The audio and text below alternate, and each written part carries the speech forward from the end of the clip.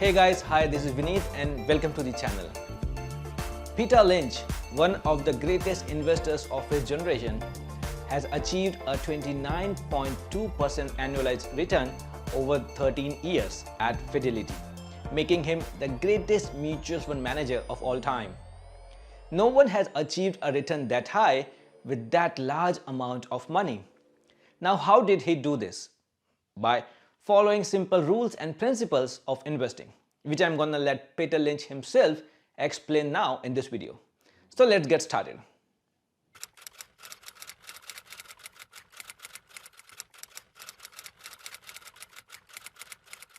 I'm going to try and say some words on the things I've used over the years when I was an amateur, when I ran Magellan. I still use today. I think they make sense. I think they make a lot of sense for investors, and I frankly think it's a tragedy in America that the small investor has been convinced by the media, the print media, the radio, the television media, that they don't have a chance. They don't, the big institutions with all their computers and all their degrees and all their money have all the edges, and it just isn't true at all. And when they're convinced, when this happens, when this occurs, people act accordingly. When they believe it, they buy stocks for a week, and they buy options, and they buy the Chile fund this week, and next week it's the Argentina fund, and they get results proportional to that kind of investing. And that's very bothersome. I think the public can do extremely well in the stock market on their own. I think the fact that institutions dominate the market today is a positive for small investors. These institutions push stocks on usual lows, they push them on usual highs. For someone that can sit back and have their own opinion and know something about an industry, this is a positive. The single most important thing to me in the stock market for anyone is to know what you own. I'm amazed how many people own stocks. They would not be able to tell you why they own it. They couldn't say in a minute or less why they own it. Actually, if you really press them down, they'd say, the reason I own this is the sucker's going up. I mean, that's the only reason. That's the only reason they own it. And if you can't explain, I'm serious, you can't explain to a 10-year-old in 2 minutes or less why you own a stock, you shouldn't own it. And that's true, I think, about 80% of people that own stocks. And this is the kind of stock people like to own. This is the kind of company people adore owning. This is a relatively simple company. They make a very narrow, easy to understand product. They make a 1 megabit SRAM, CMOS, bipolar risk, floating point data I/O array processor with an optimizing compiler, a 16 dual port memory, a double diffused metal oxide semiconductor monolithic logic chip with a plasma matrix vacuum fluorescent display. It has a 16-bit dual memory.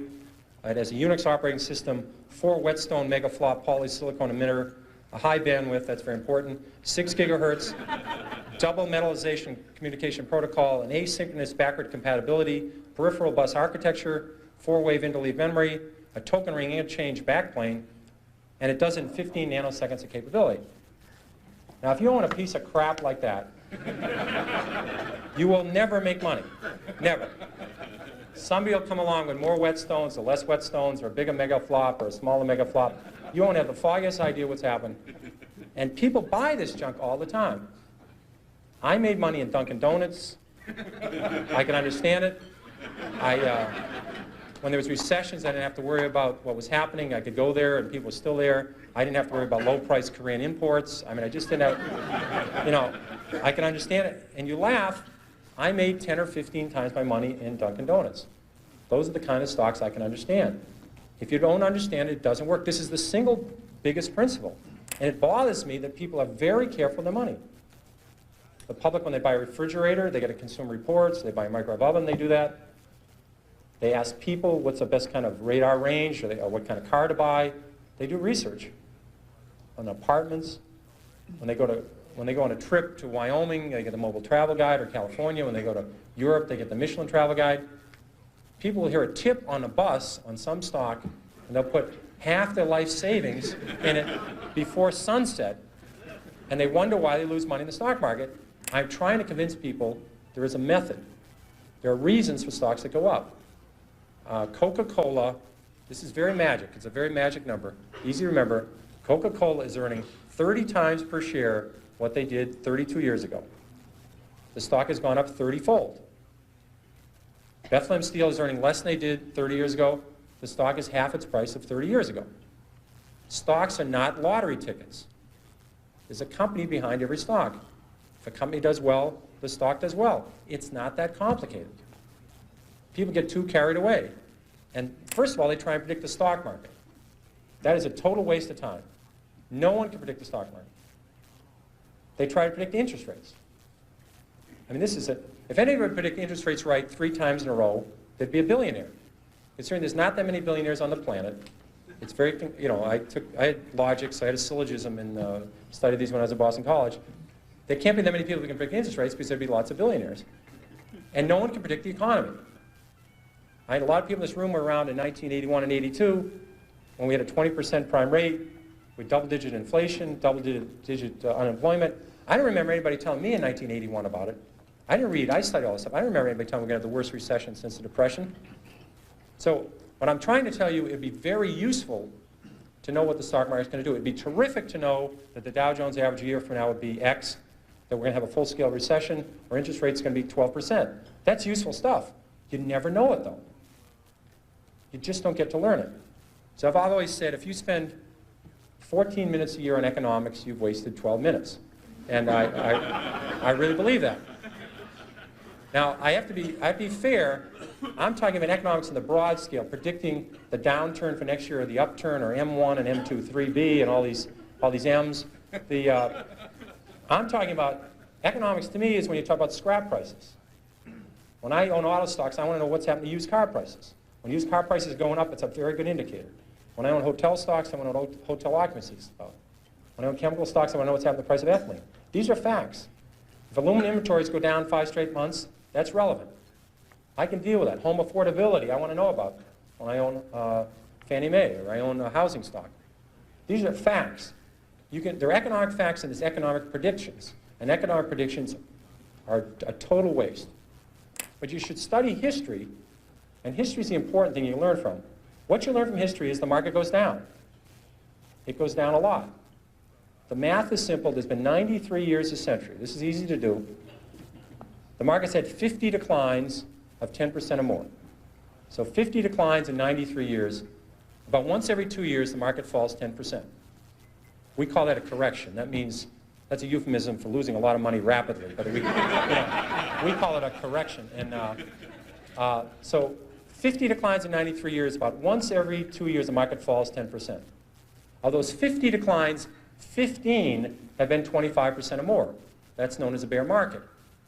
We've had 15 declines in 93 years. So every 6 years, the market's going to have a 25% decline. That's all you need to know. You need to know the market's going to go down sometime. If you're not ready for that, you shouldn't own stocks. And it's good when it happens.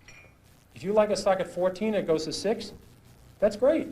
You understand the company, you look at the balance sheet and they're doing fine, and you're hoping to get to 22 with it. 14 to 22 is terrific. 6 to 22 is exceptional.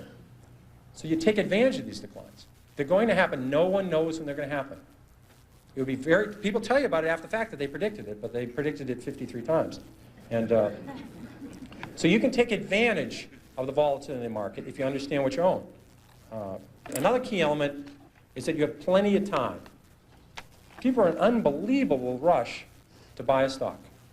I'll give you an example of a well-known company. Walmart went public in October of 1970. 1970 it went public. Already had a great record. It had 15 years performance, great balance sheet. You could have waited 10 years saying you're a very conservative investor, you're not sure this Walmart can make it. You want to check, you see them operate in small towns, you're afraid they can only make it in 7 or 8 states, you want to wait till they go to more states. You keep waiting. You could have bought Walmart 10 years after they went public and made 35 times your money. If you bought it when they went public, you would have made 500 times your money, but you could have waited 10 years after Walmart went public and made over 30 times your money. You could wait 3 years after Microsoft went public and made 10 times your money. Now, if you knew something about software, I know nothing about software. If you knew something about software, you would have said, these guys have it. I don't care who's going to win, Compaq, IBM. I know who's going to win Japanese computers. I know Microsoft, MS-DOS is the right thing. You could have bought Microsoft. Again, I'm repeating myself, stocks are not a lottery ticket. There's a company behind every stock. And you can just watch it. You have plenty of time. People are in an amazing rush to purchase a security. They're out of breath when they call up. You don't need to do this. It's, you need an edge to make money, too. People have incredible edges, and they throw them away. I'll give you a quick example of SmithKline. This is a stock that had Tagamet. Now, you didn't have to buy SmithKline when Tagamet was doing clinical trials. You didn't have to buy SmithKline when Tagamet was talked about in the New England Journal of Medicine or the British version, Lancet. You could have bought SmithKline when Tagamet first came out, a year after it came out. Let's say your spouse, your mother, your father, you were a nurse, you were a druggist, you're writing all these prescriptions. Tagamet was doing an amazing job of curing ulcers, and it was a wonderful pill for the company because if you just stopped taking it, the ulcer came back. See, it would have been a crummy product if you took it for $1 and it went away, but it was a great product for the company. But you could have bought it 2 years after the product was on the market and made 5 or 6 times your money.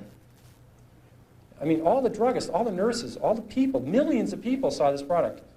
And they're out buying oil companies, or drilling rigs, It happens. And then 3 years later or 4 years later, Glaxo, even a bigger company, it's a huge company, a British company, brought out Zantac, which was a better, at that time, an improved product. And you could have seen that take market share, do well. You could have bought Glaxo and triple your money. So you only need a few stocks in your lifetime. They're in your industry. I think of people, if you've worked in the auto industry, let's say you're an auto dealer the last 10 years. You would have seen Chrysler come up in the minivan. You've seen, if you're a Buick dealer, a Toyota dealer, a Honda dealer, you would have seen the Chrysler dealership packed with people. You could have made 10 times your money on Chrysler a year after the minivan came out. Ford introduced the Taurus Sable, the most successful line of cars in the last 20 years. Ford went up 7-fold on the Taurus Sable. So if you're a car dealer, you only need to buy a few stocks every decade. When your lifetime's over, you don't need a lot of 5-baggers to make a lot of money starting with $10,000 or $5,000. So in your own industry, you're going to see a lot of stocks, and that's what bothers me. There are good stocks out there looking for you, and people just aren't listening, and they're just not watching it. And they have incredible edges. People have big edges over me. They work in the aluminum industry. I see aluminum industries coming down, inventories coming down 6 straight months. They see demand improving. In America today, it's hard to get an EPA permit for a bowling alley, never mind an aluminum smelter. So when aluminum gets tight, you just can't build 7 aluminum smelters.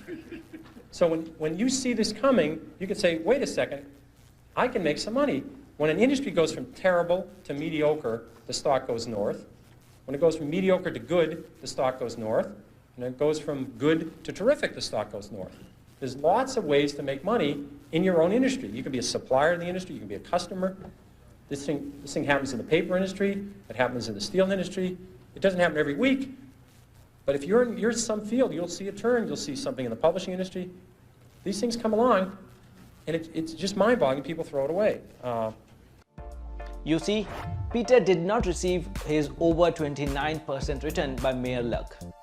Investing is not a lotto lottery. If you know what you're doing, if you can learn to understand the business behind the stock and buy when things are cheap and stick to the area that you have an advantage, you too can achieve a very high return.